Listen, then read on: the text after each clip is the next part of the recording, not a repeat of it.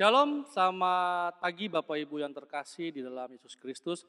Sebentar kita mau mendengar firman Tuhan, sebelumnya mari kita berdoa.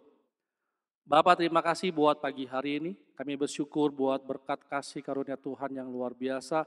Dan kalau sebentar kami ingin mendengar firman Tuhan, bukakan hati pikiran kami supaya firman boleh berakar, bertumbuh dan berbuah dalam hati kami. Dan kami menjadi orang-orang yang luar biasa bersama denganmu. Dalam nama Yesus kami sambut berkat Tuhan pada pagi hari ini. Haleluya. Amin. Pada pagi hari ini renungan yang mau saya bawakan berjudul Bapa yang Baik. Ayatnya saya ambil di dalam Lukas yang ke-15, ayat yang ke-11 sampai dengan ayat yang ke-12. Beginilah firman Tuhan. Yesus berkata lagi, ada seorang mempunyai 2 anak laki-laki. Kata yang bungsu kepada ayahnya, Bapa berikanlah kepadaku bagian harta milik kita yang menjadi hakku. Lalu ayahnya membagi-bagikan harta kekayaan itu di antara mereka. Ketika kita pertama kali membaca firman Tuhan yang ini mengenai anak yang hilang, pasti terpikirnya adalah seorang anak yang durhaka. Seorang anak yang tidak tahu diri. Seorang anak yang tidak memperdulikan orang tuanya, nggak sayang orang tuanya. Tapi mari Bapak Ibu Saudara sekalian pada pagi hari ini, saya mau membawakan kita sedikit dari pandangan yang berbeda. Bapak Ibu Saudara sekalian, tahukah Anda dengan sebuah pepatah yang mengatakan buah jatuh tidak jauh dari pohonnya. Saya nggak berkata kalau anaknya ini mencerminkan bapaknya, tidak. Tapi saya mau kasih tahu Bapak Ibu Saudara sekalian, bahwa apa yang terjadi kepada anaknya itu adalah hasil didikan dari papanya. Walaupun di akhir cerita papanya menerima anaknya dengan hati yang lapang, dengan hati yang memaafkan, ya. Tetapi ada kemungkinan juga mungkin bapaknya seperti itu karena dia melihat gambaran dirinya. Kalau di pria sejati kita mengenal dengan kata gambar papa atau gambar ayah. Bapak Ibu Saudara sekalian, menjadi bapak yang baik itu tidak segampang yang kita pikirkan. Lalu bagaimana kita menjadi bapak yang baik?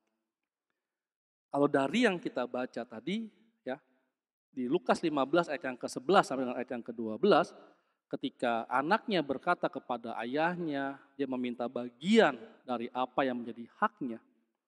Lalu tidak dijelaskan juga di situ, hanya papanya memberikan apa yang menjadi bagian anak tersebut.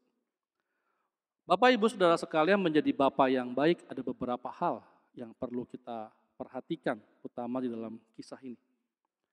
Yang pertama, untuk kita bisa menjadi bapak yang baik, kita harus bisa mempersiapkan anak-anak kita untuk bisa menghadapi dunia. Seorang anak yang diberikan harta, nggak dijelaskan juga sih umurnya berapa. Seorang anak yang diberikan bagian haknya tanpa tahu mengelolanya, kalau menurut saya itu adalah sebuah kesalahan besar.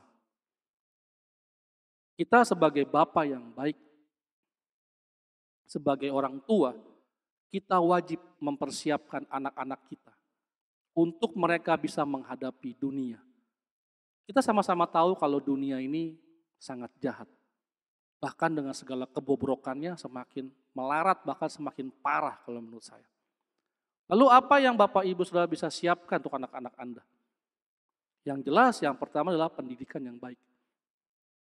Pendidikan adalah satu hal jalan menuju sebuah hal yang baik yang bisa mengentaskan paling tidak kemiskinan. Dengan kebodohan kita memerangi yang namanya penjajahan. Apakah Anda sudah mempersiapkan anak-anak dengan baik?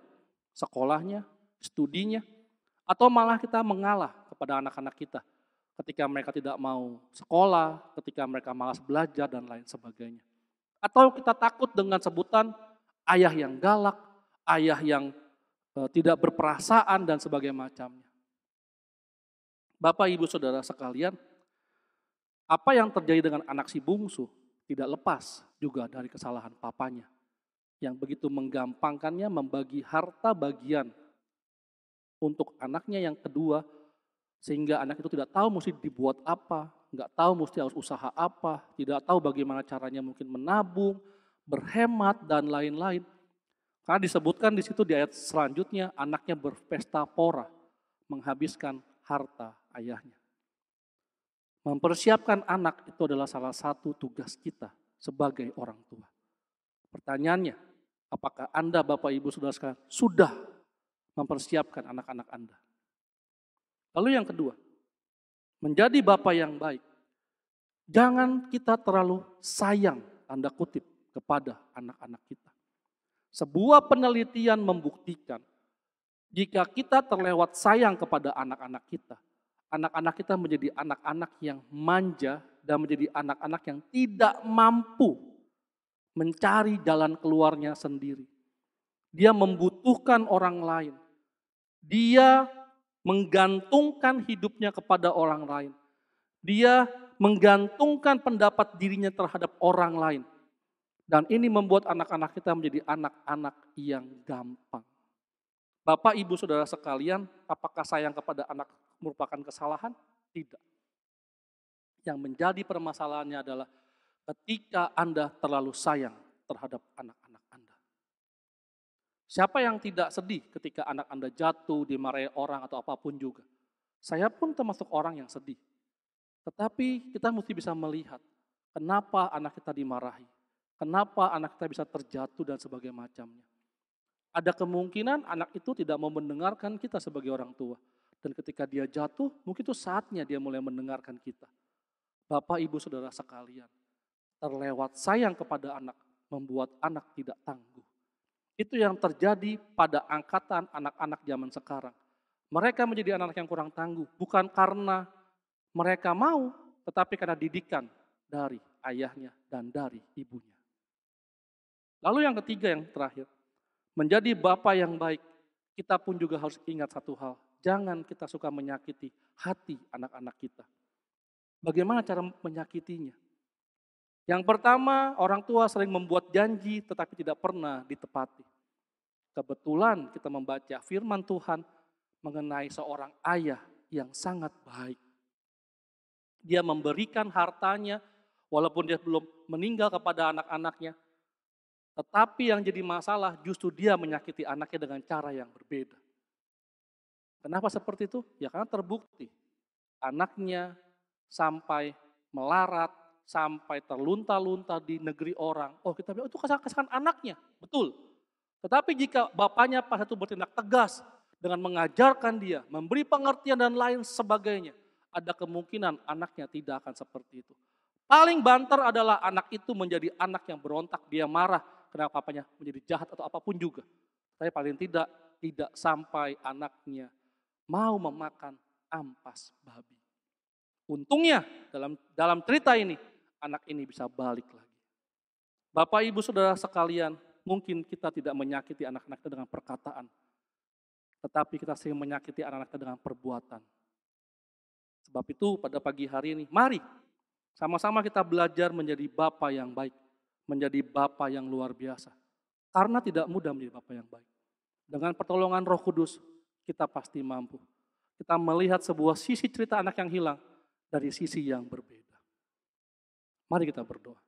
Bapak, terima kasih buat pagi hari ini. Kami bersyukur buat berkat kasih karunia Allah. Menjadi seorang bapa tidaklah mudah, tapi ajar kami untuk kami mengerti. Menjadi orang tua pun tidak mudah. Ajar kami, Roh Kudus bantu kami, tolong kami supaya kami mengerti bagaimana kami mengajarkan anak-anak kami. Supaya mereka bisa survive, bisa menghadapi dunia ini. Terutama kami mengajarkan mereka takut akan Allah. Dalam nama Yesus kami berdoa dan mengucap syukur pada pagi hari ini. Haleluya. Amin. Selamat pagi, Tuhan Yesus memberkati. Amin.